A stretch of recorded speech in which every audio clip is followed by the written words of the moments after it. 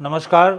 जैसा कि आपके ध्यान में है, हम देश के दिग्गज वैद्यों के साथ एक विचार विमर्श की श्रृंखला चला रहे हैं। तो आज इस श्रृंखला में हमारे साथ डॉक्टर सुजाता चौधरी जी हैं, जिनकी बहुत विशेषताएं हैं तमाम विषयों में। ख़ासकर आज जो सबसे बड़ी समस्या है, जैसे वेरिकोज वेन है या पीसीओडी है या इसी तरह के कई अनेक समस्याएं हैं जिन पर हम चर्चा करेंगे। डॉक्टर साहब, आपका बहुत बहुत धन्यवाद, आपने समय निकाला। सबसे पहले मैं ये जानना चाहूँगा, आयुर्वेद में क्यों आए आप?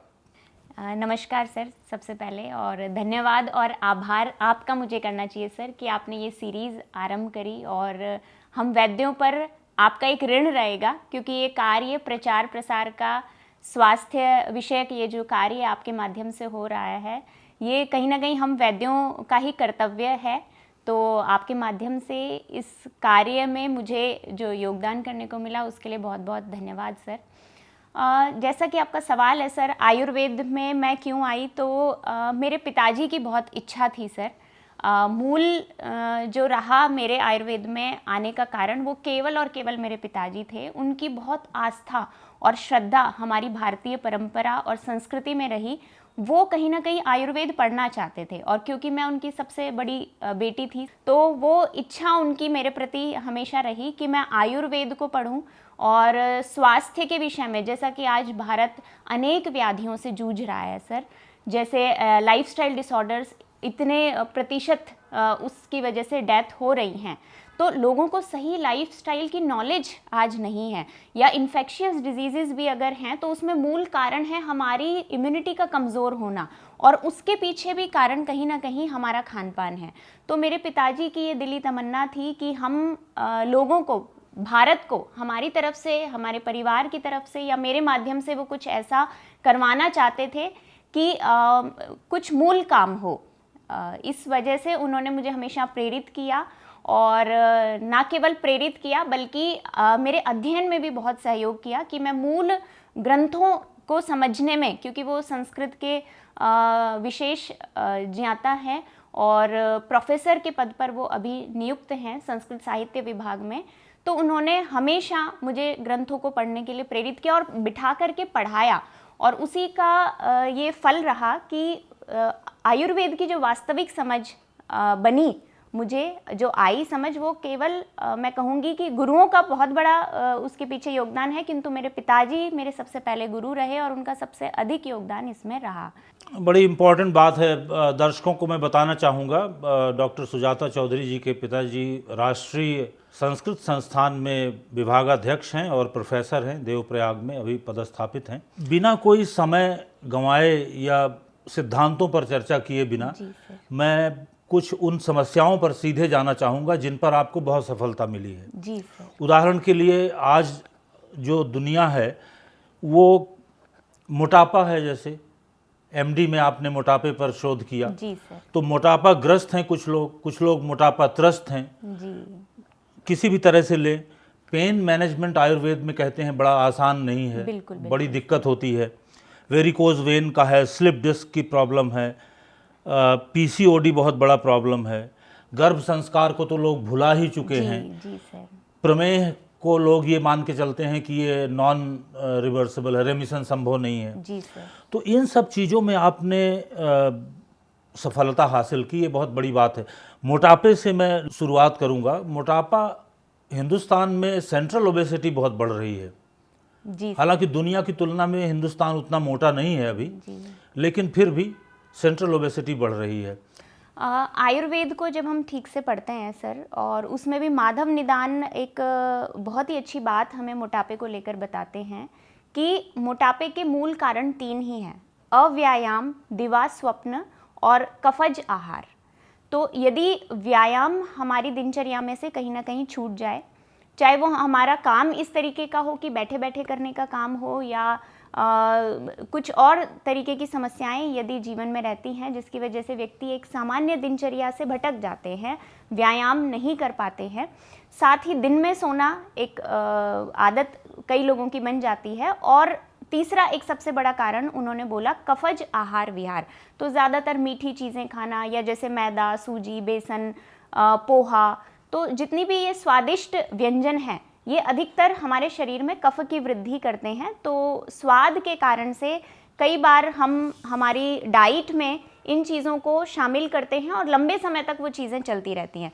कभी कभार जैसे चीट डे के तौर पर कई बार लोग उनका सेवन करते हैं ऐसे भोज्य सामग्री का, तो वो चलेगा, क्योंकि यदि आप महीने में 20 से 25 दिन एक अच्छी दिनचर्या फॉलो कर रहे हैं, लेकिन 4 से 5 दिन यदि किसी कारणवश परिवार में कोई समारोह है इस वजह से, या किसी कारणवश आपने कफज आहार विहार का सेवन किया, तो बैलेंस हो जाएगा, क्योंकि आप कहीं ना कहीं व्यायाम कर रहे हैं, आप जागरूक हैं अपनी दिनचर्या को लेकर के। लेकिन यदि 30 दिन में से 20 दिन आप गलत दिनचर्या या गलत खान पान अपनाते हैं, और सबसे बड़ी समस्या ये है सर कि आज लोगों को पता ही नहीं है कि गलत खान पान क्या है। जैसे कि सब कुछ पैक्ड फूड हमें मिलने लग गया है, तो एक आदत सबकी बन गई है कि तेल हमें मार्केट से लेके आना है। अब उस तेल के अंदर कितनी मिलावट है, पाम ऑयल उसमें कितना है, पाम ऑयल के गुण क्या हैं, सरसों तेल जो घानी वाला होगा उसके क्या गुण होंगे, कोल्ड प्रेस्ड ऑयल क्या उससे अलग है या उसके क्या गुण हैं, या जो आज एक्सपिलर से निकला हुआ तेल है उसके क्या गुण हैं, दही के क्या गुण होंगे। दही को जैसे कई बार लोग फ्रिज में रख देते हैं, रात में दही जमाया, सुबह फ्रिज में रख दिया और 10-11 बजे उसका सेवन किया, तो वो बहुत अधिक कफ की वृद्धि करने वाला बन जाता है। थोड़ा सा बीच में रोकूंगा मैं आपको। तो आपका कहने का तात्पर्य ये है कि इंसान को पहली बात तो व्यायाम करना चाहिए। जी सर। दूसरी बात यह है दिन में नहीं सोना चाहिए। बिल्कुल सर। सिवाय उन लोगों के छोड़ के जो बहुत ज़्यादा मानसिक श्रम करते हैं, जी सर, वो थोड़ी देर के लिए सो सकते हैं। और तीसरी बात यह है कि कफज जो आहार विहार है वो दोनों नहीं होना चाहिए। जी सर।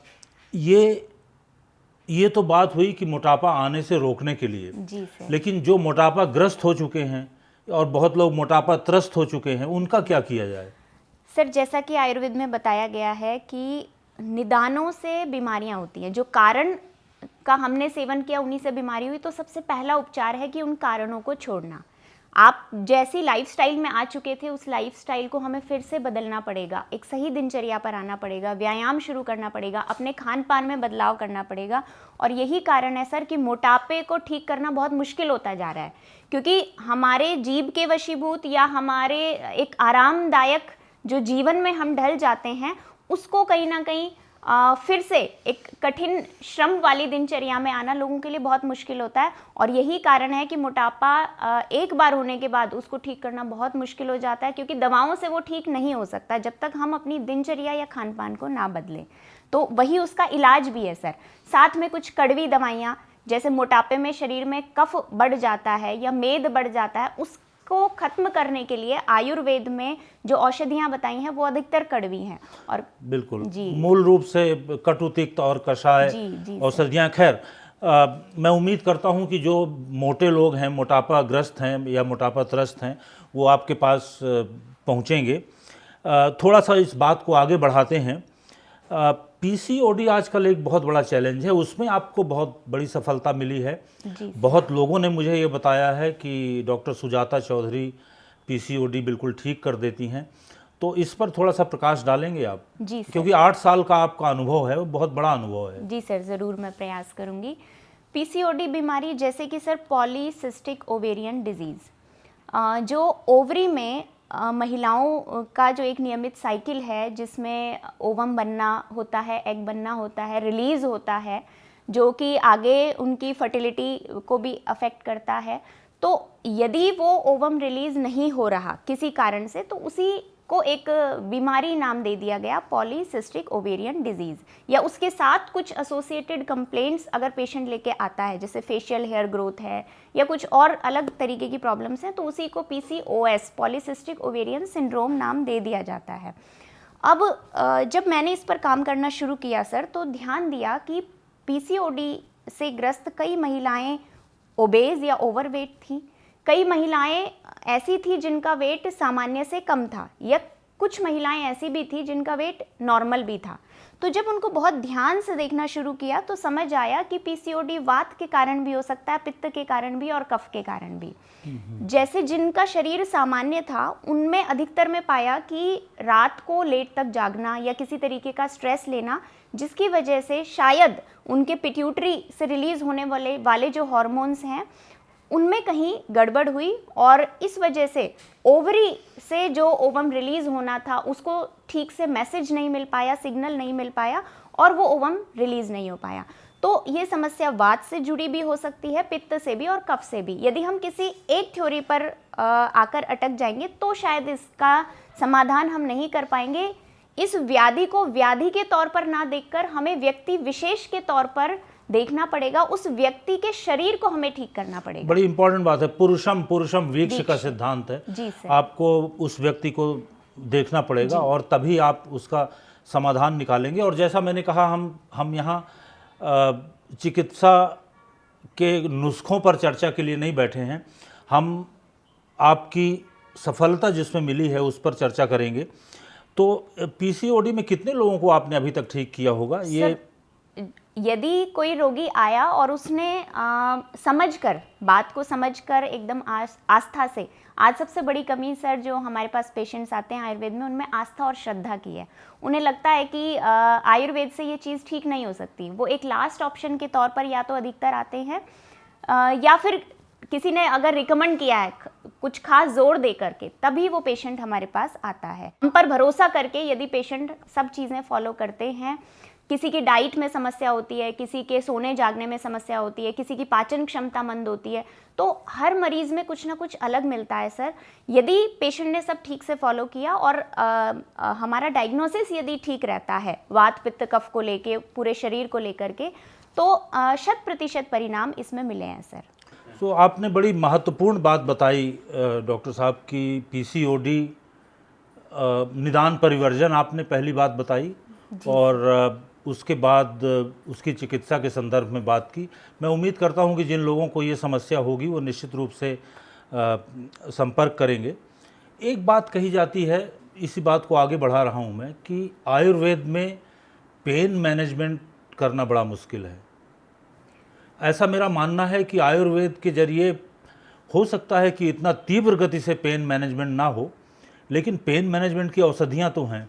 आपका क्या अनुभव है इसमें? सर इसमें बहुत सटीक और बहुत फास्ट रिजल्ट्स हमें मिलते हैं। एक केस मैं यहाँ पर शेयर करूँगी आपसे।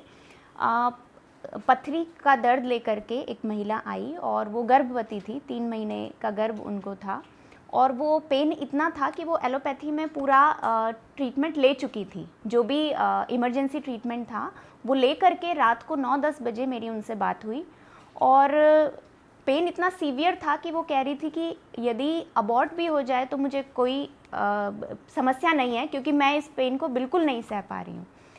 तो उस टाइम पर सर आयुर्वेद के सिद्धांतों के हिसाब से जो सिट्स वात, क्योंकि ये व्याधि है, वायु जब अटक जाता है, पथरी अटक जाती है बेसिकली, तो वो वायु के मार्ग को रोक लेती है और इस वजह से वो पेन बहुत ज़्यादा पेशेंट को होने लगता है। और पेन, पथरी का दर्द कुछ अलग तरीके का होता है, पेट दर्द अलग तरीके का होता है, लेकिन हर तरीके के दर्द का समाधान बताया गया है। तो जैसा आयुर्वेद में बताया उस हिसाब से मैंने उस केस को सॉल्व करने की कोशिश करी और रात में कुछ सिट्स बाथ औषधियाँ डाल के, कुछ काढ़े जो भी घर पर अवेलेबल थे, उस हिसाब से मैंने पेशेंट को बताया। और सबसे बड़ी समस्या पेशेंट को ये हुई थी कि यूरिन आना बंद हो गया था। 1 से 2 घंटे के अंदर पेशेंट को यूरिन पास होने लग गया और दर्द में जो इंटेंसिटी उसकी थी उसमें भी काफ़ी राहत मिली। और अगले दिन सुबह पेशेंट ने काफ़ी राहत महसूस करी और उन्होंने बोला कि यदि इसमें और लाभ मुझे मिल सके, कुछ और औषधियाँ आप बताएं जिनसे लाभ मिल सके। तो कुछ काढ़े जो कि आयुर्वेद में बताए जाते हैं इमरजेंसी ट्रीटमेंट के हिसाब से, उस वायु का अनुलोमन करने के लिए, उस पथरी को, जो अटकी हुई पथरी है पेशाब की नली में, उसको बाहर निकालने के लिए जो भी तरीके बताए जाते हैं उनको सर फॉलो कराया और 2 स्टोन उस पेशेंट को निकले अगले ही दिन और शाम को पेशेंट एकदम नॉर्मल। काफ़ी रोचक केस स्टडी आपने बताई। ये सर केवल पथरी के विषय में था, लेकिन जो स्लिप डिस्क, सर्वाइकल, सियाटिका, कई बार पेशेंट्स इतने सीवियर पेन में आते हैं और सिर्फ एक बार की मालिश, सिकाई यदि ठीक तरीके से की जाए तो पेशेंट बहुत जल्दी राहत महसूस करते हैं। और जो बेड रिडन पेशेंट्स भी होते हैं, जिनको लिटा करके लेकर आते हैं, वो पेशेंट्स भी बहुत जल्दी रिकवर करते हैं। तो मूल रूप से पंचकर्म के एक अंग का आप प्रयोग करती हैं, अभ्यंग का। बिल्कुल सर। और औषधि का। जी सर। बड़ी इम्पोर्टेंट बात है। एक मसला और है जिस पे आपको बड़ी सफलता मिली, वेरिकोज वेन्स का किसी पैथी में कोई बहुत ज़्यादा इलाज है नहीं जी सर। और बड़ी दिक्कतें हैं, अलग अलग स्टेजेस में वेरिकोज वेन्स रह जाती हैं। तो उसमें आपको सफलता मिली, उसमें कुछ बताएंगे कहाँ तक आप पहुँच पाई हैं? जी सर, उसको भी सर जो वेन्स का डायलेट होना है या वॉल्व्स में जो समस्या होना है, तो कहीं ना कहीं आयुर्वेद उसमें वायु को कारण मानता है। तो वायु को कारण मानते हुए हमने कुछ औषधियों से, वात शामक औषधियों से, जो कि बल भी दे वॉल्व्स के लिए भी या वेन्स के लिए जो हेल्दी रहें, इस तरीके का हमने कुछ ऑयल बनाया और उससे मालिश शुरू की पेशेंट्स की, और उसके नतीजे बहुत अच्छे मिले सर। जो स्टेज 1 के पेशेंट्स थे वो फुल्ली रिकवर किए। स्टेज 2 या स्टेज 3 के पेशेंट्स को समय देना पड़ा, लेकिन उसमें बहुत अच्छे नतीजे हमें प्राप्त हुए। कई बार वेरिकोज वेन में पेन के साथ पेशेंट आते हैं और कई बार विदाउट पेन भी केवल वेरिकोज वेन की समस्या रहती है। तो दोनों ही तरीके के पेशेंट्स में बहुत आराम देखने को मिला। बड़ी रोचक बात है। एक बात के लिए और आपके यहाँ भीड़ लगती है। गर्भ संस्कार आयुर्वेद का बहुत बड़ा विषय है। जी सर। और भारत ने उसको लगभग पूरी तरह से भुला दिया है। बिल्कुल सर। तो आपके यहाँ केवल वो लोग, वैसे तो गर्भ संस्कार हर व्यक्ति के लिए है, हर उस व्यक्ति के लिए है जो माता पिता बनना चाहता है, लेकिन आज जो भारतीय समाज के वो लोग हैं जो माता पिता अन्यथा नहीं बन पाए, वही आकर वहाँ पर आपके यहाँ वैद्यों की शरण में आते हैं। जी सर। तो इसमें आपको कई प्रकरणों में बड़ी मजबूत सफलता मिली, तो इस पर थोड़ा सा प्रकाश डालिएगा। जी सर, ज़रूर। जैसा कि सर आयुर्वेद में लिखा है, संस्कार क्या है? संस्कारो ही नाम गुणांतराधानम। गुणों का आधान, अच्छे गुणों का आधान कराना ही संस्कार है। तो कई बार गर्भ संस्कार के तौर पर हम देखते हैं कि जो गर्भवती महिलाएं हैं उन्हें गीता पाठ कराना या कुछ ऐसी स्पिरिचुअल अवेकनिंग के लिए कुछ प्रैक्टिसेस करवाना वैद्यगण भी करते हैं, या अलग पैथी के लोग योगा थेरेपी वगैरह करने से जुड़े हुए जो लोग हैं वो भी इसको प्रैक्टिस करते हैं। लेकिन एक वैद्य होने के नाते मैंने ये पाया कि जब गुणों को देना ही संस्कार है, तो क्यों ना हम कंसीव करने से पहले, गर्भाधान करने से पहले ही हम अच्छे गुणों को देने का प्रयास करें। और वो गुण ना केवल स्पिरिचुअल अवेकनिंग, बल्कि वो फिजिकली औषधियों के माध्यम से पेशेंट को फिजिकली फिट करके, मेंटली हेल्दी करके, हर तरीके से ये प्रयास किया जाए कि बच्चे में अच्छे गुणों का आधान कराया जाए। तो इसको लेकर भी मैं एक केस आपसे शेयर करना चाहूँगी सर। 5-6 साल पहले की बात है। एक पेशेंट थी जो कि गर्भवती नहीं हो पा रही थी। उनको पहले एक बार जो कंसीव उन्होंने किया था 2-3 साल पहले, मेरे पास आने से 2-3 साल पहले, तो एक जैकॉब सिंड्रोम, एक क्रोमोसोमल डिसऑर्डर है जिसमें Y और X इस तरीके का जो है कॉम्बिनेशन बनता है, और वो प्रेगनेंसी उनकी ज़्यादा नहीं चल पाई और जो है अबॉर्ट हो गया। तो डॉक्टर्स ने भी उनको सलाह दी कि उसी वजह से शायद आप दोबारा कंसीव नहीं कर पा रही हैं, या अगली जो प्रेगनेंसी होगी उसमें आपको ऐसी समस्या हो सकती है। तो अब किसी ने सलाह दी उन्हें मुझसे मिलने की, और उस टाइम मुझे प्रैक्टिस करते हुए बहुत समय नहीं हुआ था सर, और पेशेंट भी दूर की थी, मुंबई की पेशेंट थी वो।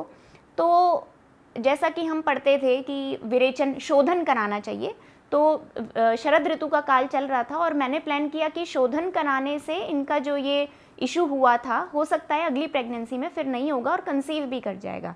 तो मैंने उन्हें सलाह दी कि विरेचन को फ़ोन पर नहीं करवाया जा सकता, आप अपने नज़दीकी वैद्य से परामर्श लेकर के और ये करवाएं। लेकिन उन्होंने नहीं माना, उन्होंने कहा मुझे आपसे ही ट्रीटमेंट लेना है। तो मैंने सर उनकी दिनचर्या को व्यवस्थित किया। मुझे लगा कि आयुर्वेद में एक सिद्धांत ये भी है कि जब धातुएँ विषम होती हैं, विकृत धातु परंपरा जब चल पड़ती है, विषम धातु परंपरा, तो उसका रिवर्सल पॉसिबल है। यदि आप सब चीज़ें ठीक करा दें तो वही धातु परंपरा अच्छी चलेगी। तो उन पेशेंट को मैंने जैसे भी आयुर्वेद में एक नियमित दिनचर्या आहार विधि बताई जाती है वो सभी करने की सलाह दी। उन्होंने वर्ड टू वर्ड उसको फॉलो किया सर, और कोई औषधि नहीं दी सर मैंने पेशेंट को। 2 महीने बाद उनका फ़ोन आया तो मैंने कहा 15 दिन बाद, अभी थोड़ा टाइम है, विरेचन करवाएंगे आपका। अगले 7-10 दिन बाद पेशेंट का मुझे फ़ोन आता है कि उन्होंने कंसीव कर लिया और उनको बहुत हेल्दी डिलीवरी हुई सर। उनकी पूरी 9 महीने की प्रेगनेंसी बहुत अच्छी रही। खान पान के माध्यम से अच्छे गुणों को मैंने प्रयास किया कि उनमें देते रहें औषधियों के माध्यम से, और उसके बाद से ये जो गर्भ संस्कार का प्रोग्राम है हमने शुरू किया कि ना केवल स्पिरिचुअल अवेकनिंग बल्कि फिजिकली, सोशली, मेंटली हर तरीके से हम गर्भवती को या गर्भ धारण से पहले ही माता पिता दोनों को जो बनने के इच्छुक हैं उनको हम इस तरीके की ट्रेनिंग दें और इस तरीके का उपचार दें। बहुत उपयोगी बात है। तो आज की इस चर्चा को हम थोड़ा आगे बढ़ाते हैं और कंक्लूज़न की तरफ ले जाते हैं। जी सर। एक बड़ा इम्पॉर्टेंट मसला है वेरिकोज वेन्स का, उसमें थोड़ा सा आप जानकारी दीजिए लोगों को, क्योंकि बहुत बड़ी समस्या है ये, बहुत बड़ी जनसंख्या की बड़ी समस्या है। जी सर। जहाँ तक सर मेरी प्रैक्टिस में मैंने अनुभव किया कि वेरिकोज वेन जो वायु दोष हमारा है, वात दोष, उसकी मूल समस्या है। तो कहीं ना कहीं हमें पेशेंट की लाइफस्टाइल में कुछ चीज़ें, जैसे देर तक खड़े रहना, घंटों तक महिलाएं कई बार अपनी रसोई में खड़ी रहती हैं, या बहुत लंबी वॉक पर जाना कई किलोमीटर तक, तो यदि ये रहता है और साथ में कोई स्ट्रेसफुल कंडीशन रहती है तो उसकी वजह से ये वायु, खास करके जो हमारे शरीर का निचला हिस्सा है, दोनों पैरों का जो हिस्सा है और उसमें भी वेन्स वाले पार्ट में वो वायु अटैक करता है, जिसकी वजह से वॉल्व्स में कुछ समस्या आ जाती है, वेन्स में समस्या आ जाती है, वो उनका जो डायमीटर है वो कहीं अधिक हो जाता है और जिसकी वजह से ये वेरिकोज वेन जैसी समस्या उत्पन्न होती है। तो ऐसे में पेशेंट को हमें थोड़ा एजुकेट करना चाहिए कि वो अपनी दिनचर्या में कुछ जो गलतियां कर रहे हैं वो सुधारें ताकि वो वात दोष ना बढ़े, और कुछ मालिश, जो खास तेल इसके लिए हम तैयार करते हैं सर क्लिनिक पर, और उसी तेल से पेशेंट्स की मालिश इस तरीके से की जाती है कि वो वायु शांत हो सके और जो वेन्स हैं वो फिर से अपने नॉर्मल स्ट्रक्चर को वापस से पाले, रिगेन कर लें। तो इसके भी बहुत सटीक रिजल्ट्स सर हैं यदि हम वात दोष पर फोकस करके ट्रीटमेंट करें तो मेरा इसमें सलाह रहेगी कि इन तमाम केसेस पर आपको लिखना चाहिए, और ख़ासकर आयुर्वेद के जो हमारे वैद्य हैं उनको बहुत कॉन्फिडेंस नहीं है इसमें। जी सर। मैं ये महसूस करता हूँ कि जो 4-5 विषय आपने बताए उन पे थोड़ा मजबूती से आपको case studies, journal of Ayurveda and integrative medicine है उसमें पब्लिश किया जा सकता है। जी सर। इस चर्चा को हम विराम दें इससे पहले मैं आपसे जानना चाहूँगा, आपकी एकेडमिक्स में भी काफ़ी गंभीर रुचि है, तो थोड़ा लोगों को क्या सलाह आप देंगी? ये मेरा अंतिम प्रश्न होगा आज का, कि आप लोगों को, भारत एक्चुअली कई रोगों की राजधानी बनता चला जा रहा है। जी सर। क्या करें हम? एक तरफ मेरा ये व्यक्तिगत रूप से मानना है कि स्वस्थ भारत का रास्ता आयुर्वेद से होकर ही जाता है, और कोई रास्ता नहीं है। जी सर। तो लोगों को आपकी सलाह क्या होगी? सर, आम जनता को मैं सलाह देना चाहूँगी कि अपनी जड़ों से जुड़े रहें। कहीं ना कहीं जो एक अच्छी उत्तम दिनचर्या, खान पान जो कि हमारे बुज़ुर्गों की आदत में था, वो भारत की एक परंपरा रही चीज़ों को आगे बढ़ाने की, वो इस जनरेशन के साथ खोती जा रही है कहीं ना कहीं। तो उसको फिर से जीवंत किया जाए। जो स्कूली शिक्षा है उसमें भी इसको महत्व दिया जाए कि बच्चों को खान पान से जुड़ी हुई कुछ खास बातें स्कूल के लेवल पर ही सिखा दी जाए। जब वो विद्यार्थी हैं तभी अगर बचपन से वो इन चीज़ों को सीखेंगे तो आस्था बढ़ेगी सर, श्रद्धा, विश्वास आयुर्वेद में बढ़ेगा, तो आने वाली पीढ़ी को हम स्वस्थ कर सकते हैं। जिसमें कुछ सामान्य बातें हैं, जैसे भोजन के क्या नियम हो सकते हैं ग्रहण करने के। काल भोजनम आरोग्य कराणाम आयुर्वेद का बहुत बड़ा सूत्र है, जिसके ऊपर आपने भी सर काफ़ी रिसर्च करके और हम सभी का ज्ञानवर्धन किया है। तो ऐसी छोटी छोटी बातें कि वो काल भोजन क्या है, जब तेज़ भूख लगे या दिन के किस समय पर भोजन करना ठीक है, कितनी मात्रा उसकी होनी चाहिए, और भोजन के कौन से ऐसे घटक हैं या कौन से ऐसे द्रव्य हैं जिनको हमें अधिकतर शामिल करना है अपनी डाइट में और किनको अधिकतर नहीं करना, या सब्ज़ी बनाने का सही तरीका क्या हो सकता है, तेल की मात्रा कैसी होनी चाहिए, मौसम के अनुसार कोई परिवर्तन करना है हमें अपनी डाइट में, जैसे ड्राई फ्रूट्स हमें किस मौसम में खाने चाहिए, किस में छोड़ देने चाहिए, पानी किस तरीके का हमें किस मौसम में पीना चाहिए, या चीनी है, गुड़ है, शहद है, इन सब के बनने की प्रक्रिया, जो देसी खांड है उसको सभी भुला चुके हैं कि वो बनती कैसे है जब से चीनी आई, या छाछ बनाना, दही बनाना, आज की जनरेशन सर सब भूलती जा रही है। जैसे जैसे ये पैक्ड फूड आ गया है, छाछ का महत्व क्या है, उसका डाइजेशन में क्या रोल है, तो ऐसी बहुत महत्वपूर्ण चीज़ें हैं जिनसे हमारी आने वाली पीढ़ी या जो अभी जो पीढ़ी है वो वंचित हो रही है इन चीज़ों से। तो उसको फिर से हमें जीवंत करना चाहिए ताकि हम स्वस्थ भारत की जो हम एक सपना देखते हैं उसकी ओर हम आगे बढ़ सकें। बहुत बहुत धन्यवाद डॉक्टर साहब, आज आप हमारे साथ आए और इस विचार विमर्श में आपने बड़ी उपयोगी जानकारी बताई। चलते चलते लोगों को मैं 2-3 संदेश देता हूँ। तो एक बात आज निकल के आ रही है, व्यायामः स्थैर्यकराणाम श्रेष्ठम। खासकर व्यायाम जो है मानसिक और शारीरिक स्थिरता देने वाले जो फैक्टर्स हैं उनमें सबसे बड़ा फैक्टर है, तो हमको उस दिशा में आगे बढ़ना चाहिए।